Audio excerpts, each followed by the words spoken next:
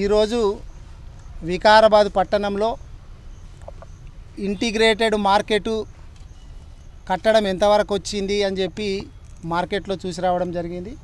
అట్లాగే guest house గురించి వేసినటువంటి శిలాఫలకాన్ని ఈరోజు చూసినాం. ఇక్కడ గవర్నమెంట్లు అనేటటువంటి ఎప్పుడైనా కానీ నిరంతరం జరిగేటటువంటి ఒక వ్యవస్థ. పార్టీలు మారుతుంటాయి కానీ ప్రభుత్వం అనేటటువంటిది కంటిన్యూస్గా ఉంటుంది. ఎప్పుడైనా కానీ ఒక పార్టీ పోయి ఒక పార్టీ వస్తుంటుంది కానీ గవర్నమెంట్ కావచ్చు, అధికారులు కావచ్చు, వాళ్ళు ఉంటారు ఎప్పటికీ. మంచి పనులు చేసేటటువంటిది ఏ గవర్నమెంటు ఏ పార్టీ నిర్ణయం తీసుకున్నా కానీ నెక్స్ట్ వచ్చినటువంటి గవర్నమెంట్లు ఏం చేయాలంటే వాటిని కొనసాగించాలి. ప్రజలకు ఇది ఉపయోగకరంగా ఉంది అనుకుంటే అది కొనసాగించేటటువంటి నైతిక బాధ్యత కొత్తగా వచ్చినటువంటి ప్రభుత్వాల మీద ఉంటుంది. దీనికి ఒక ఉదాహరణ ఏంది అంటే గౌరవ ముఖ్యమంత్రి కేసీఆర్ గారు అప్పుడు బీఆర్ఎస్ పార్టీ అధికారంలో ఉన్నప్పుడు అసెంబ్లీ సాక్షిగా ఏం చెప్పిండు అంటే ఈ ఆరోగ్యశ్రీ అనేటటువంటి పథకము మేము పెట్టింది కాదు, గత ముఖ్యమంత్రి డాక్టర్ వైఎస్ రాజశేఖర రెడ్డి గారు పెట్టినటువంటి పథకము చాలా మంచి ఫలితాలను ఇస్తుంది, విద్యార్థులందరికీ చాలా ఉపయోగకరంగా ఉంది కాబట్టి మేము బేసజాలకు పోకుండా దీన్ని కొనసాగించడమే కాకుండా దాని పేరు కూడా మార్చాం. మేము రాజీవ్ ఆరోగ్యశ్రీ అనేటటువంటి పేరు ఏదైతే అప్పటి డాక్టర్ వైఎస్ రాజశేఖర రెడ్డి గారు కాంగ్రెస్ ముఖ్యమంత్రిగా ఉన్నప్పుడు పెట్టిండో అదే పేరుతోటి అదే పథకాన్ని మేము కొనసాగిస్తాము. అవసరమైతే ఇంకా కొన్ని దాంట్లోకి చేరుస్తాము, ఏమన్నా ముఖ్యమైనటువంటి భాగాలను తీసుకొని అని చెప్పి ఆ పథకాన్ని కొనసాగించినటువంటి ఘనత గౌరవ ముఖ్యమంత్రి, అప్పటి ముఖ్యమంత్రి, ఇప్పటి ప్రస్తుత మాజీ ముఖ్యమంత్రి గౌరవ కేసీఆర్ గారు. కానీ కేసీఆర్ గారు ముఖ్యమంత్రిగా ఉన్నప్పుడు డెవలప్మెంట్ విషయం తీసుకున్నా, లేకపోతే వెల్ఫేర్ విషయం తీసుకున్నా, అంటే అభివృద్ధి విషయం తీసుకున్నా, సంక్షేమ విషయం తీసుకున్నా ఎన్నో గుణాత్మకమైనటువంటి పథకాలను తీసుకొచ్చాడు. అందులో ఒకటి ఏంటంటే పట్టణ ప్రగతి, పల్లె ప్రగతి అనేటటువంటిది. ఈ మున్సిపల్ శాఖ మంత్రిగా కేటీఆర్ గారు ఉండి, గౌరవ ముఖ్యమంత్రిగా కేసీఆర్ గారు ఉండి అప్పుడు పట్టణ ప్రగతి అనేటటువంటి ఒక పథకం తీసుకొచ్చి పట్టణాల లోపల ఎక్కడన్నా పాడుపడ్డటువంటి ఇండ్లు ఉన్నాయా, అవి పాములకు తేళ్లకు నివాసాలు అవుతున్నాయా, లేకపోతే చెత్త ఎక్కడన్నా పేరుకపోతుందా, మోరీలు సరిగా తీస్తున్నారా లేదా, వీటినన్నింటినీ సాఫ్ చేయాలా, పిచ్చి మొక్కలుంటే తీసేయాలా, గడ్డి మందు కొట్టియాలా, దోమల మందు కొట్టియాలా అనేటటువంటిది ఒక కార్యక్రమం చేత నెల నిధులు ఇచ్చి పట్టణ ప్రగతిని బ్రహ్మాండంగా చేసుకొచ్చాడు. కానీ రేవంత్ రెడ్డి గారు ఏం చేసేది అంటే అవసరం ఉంటే దాని పేరు మార్చు నీకు కావాలనుకుంటే, కానీ పట్టణ ప్రగతిని కొనసాగిస్తే పట్టణాలన్నీ కూడా గతంలో ఏవైతే కలకలలాడినాయో ఇప్పుడు కూడా అదే విధంగా ఉంటుండే. కానీ ఇప్పుడు పట్టణాలు కావచ్చు, పల్లెలు కావచ్చు వెలవెలబోతున్నాయి. ఎవడు పట్టించుకునేటటువంటి నాదుడు లేడు, గడ్డి మందు కొట్టేటటువంటి దిక్కు లేడు, లేకపోతే అక్కడ దోమల మందు కొట్టేటటువంటి దిక్కు లేదు. ఇప్పుడు వర్షాకాలం వచ్చింది, గడ్డి ఘోరంగా పెరిగింది, ఎక్కడ కూడా గడ్డి మందు కొడతలే. దోమలు అయితే పెద్ద పెద్ద దోమలు వచ్చి డెంగ్యూ, మలేరియా లాంటి ప్రాణాంతకమైనటువంటి వ్యాధులు వస్తున్నాయి. కానీ కేసీఆర్ గారు మంచి ఆలోచనతోటి పెట్టినటువంటి పట్టణ ప్రగతిని గౌరవ ముఖ్యమంత్రి రేవంత్ రెడ్డి గారు దాన్ని బంద్ చేసిండ్రు.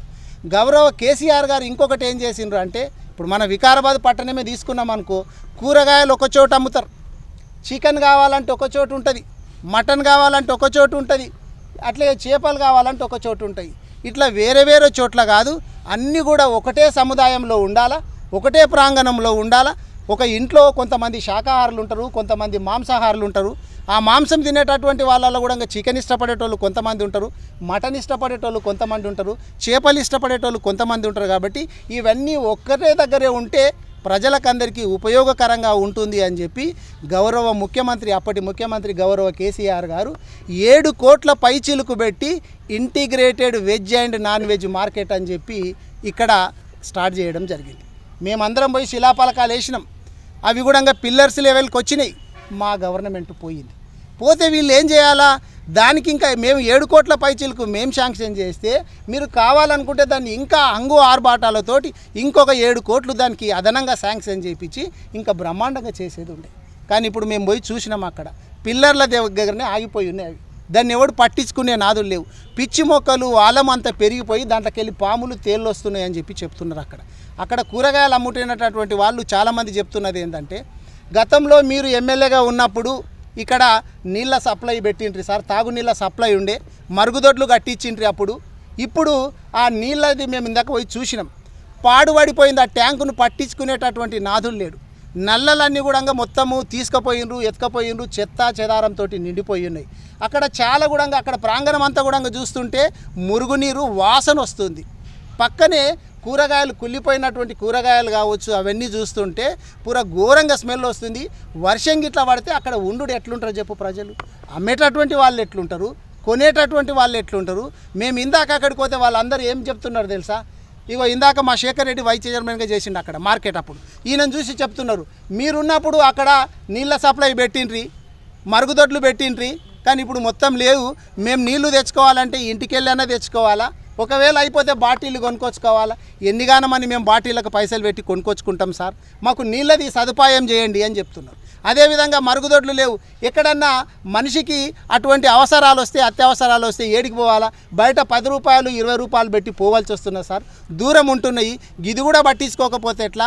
ఇప్పటి వరకు ఇక్కడ ఉన్నటువంటి మార్కెట్ వాళ్ళు కావచ్చు, మున్సిపాలిటీ వాళ్ళు కావచ్చు, గెలిచిన ఎమ్మెల్యే అదే స్పీకర్ గారు కావచ్చు, ఇప్పటి వరకు కూడా ఎవరు వస్తలేరు. ఇక్కడ చెత్త తీసేపిస్తలేరు. మొత్తం అంతా మురుగునీరు వారుతున్నది, వాసన వస్తుంది, మాకు చాలా ఇబ్బంది అవుతున్నది, మీరు ఏదో ఒకటి పరిష్కారం చేయాలని చెప్పి వాళ్ళు వేడుకుంటున్నారు. వాళ్ళకు గంత దౌర్భాగ్యమైనటువంటి పరిస్థితి ఏంటి? ఇప్పుడు మేము మంచినీళ్ళు ఏర్పాటు చేసినాం, మంచినీళ్ళు ఏర్పాటు చేస్తే మేము అక్కడ ట్యాంకు పెట్టి నల్లాలు ఏర్పాటు చేసి మంచినీళ్ళు ఏర్పాటు చేస్తే మేము ఒకటి ఏర్పాటు చేసి ఇంటిమి, మీరు కావాలంటే 4 దిక్కుల మంచినీళ్ళు అక్కడ ట్యాంకులు పెట్టి నల్లాలు ఇంకెక్కువ పెట్టి అట్లా ఇంకా సదుపాయాలు పెంచేది ఉండే, మీరు ఇంకా బాత్రూంలను కట్టించేది ఉండే. ఈ దానికి ఎంత ఖర్చు అవుతుందండి? అక్కడ ఎందుకు చేస్తలేరంటే, కొంతమంది చెత్త ఎందుకు తీసేస్తలేరంటే ఏమంటున్నారు తెలుసా? 6 నెలల నుంచి ఇక్కడ చెత్త ఎత్తేటటువంటి వాళ్ళకు జీతాలు వస్తలేదు అని చెప్తున్నారు. మరి గౌరవ ముఖ్యమంత్రి రేవంత్ రెడ్డి గారు ఏం చెప్తారు? మేము ఉద్యోగస్తులందరికీ 1వ తారీఖు రోజే జీతాలు ఇస్తున్నామని చెప్పి ఆయననేమో గప్పాలు కొట్టబట్టి, ఈడ 6 నెలలు అయింది మాకు జీతాలు వస్తలేవని చెప్పి ఇక్కడ చెప్పబట్టి, మరి ఎవరిని నమ్మాలా? ఏం జరుగుతున్నది ఇక్కడ? స్పీకర్ గారు ఎందుకు పోవట్లేదు అక్కడికి? స్పీకర్ గారు ఎందుకు పట్టించుకోవట్లేదు? కనీసము ఆ మార్కెట్ లోపల, రైతు బజార్ లోపల మంచినీళ్ళ సౌకర్యము ఏర్పాటు చేసేటటువంటి కనీస బాధ్యత మన మీద లేదా? మనం ఎమ్మెల్యేలుగా మనల్ని ప్రజలు గెలిపించిండ్రంటే వాళ్ళని విస్మరిద్దామా? మీకేం తక్కువ సమయం ఏమి ఇవ్వలే.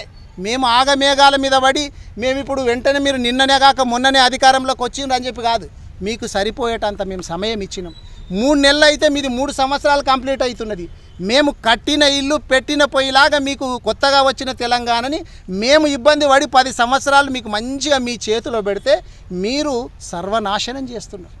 రేవంత్ రెడ్డి గారు ఇక్కడ పట్టణాభివృద్ధి శాఖ మంత్రి, మున్సిపల్ శాఖ మంత్రి రేవంత్ రెడ్డి గారే, మరి ఎందుకు కంప్లీట్ చేస్తలేరు?